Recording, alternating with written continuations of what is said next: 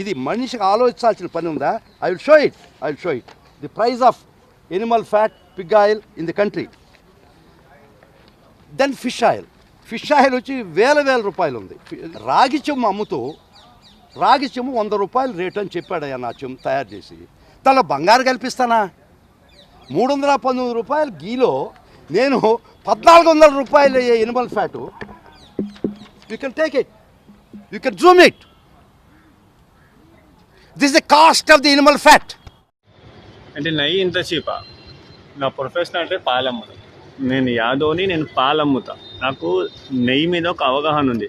1 kilo నెయ్యి కావాలంటే minimum 2 to 3 hours మనం గ్యాస్ స్పెండ్ చేయాలి. డైరెక్ట్గా మలాయి కాస్తే వేస్టేజ్ ఎక్కువ వచ్చి నెయ్యి తక్కువ వస్తుంది. వెన్న చేసి నెయ్యి చేస్తే నెయ్యి వచ్చినప్పటికీ అదే 2-3 అవర్స్ టైం పడుతుంది 1 కిలో నెయ్యికి. ఆవులు ఏమైనా చీప్గా ఉన్నాయా? 1,00,000 నుంచి 1,50,000 మంచి పాల ఆవులు కొనాలంటే.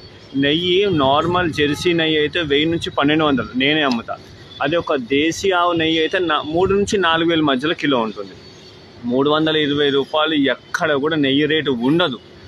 అది అంత కాస్ట్లీ కాబట్టి దాంట్లో వేరే ఆయిల్ కలిపి వీళ్ళు ఇట్లా మిక్స్ చేసి తిరుపతి లడ్డూలు ఇట్లా కలిపి పెట్టారు.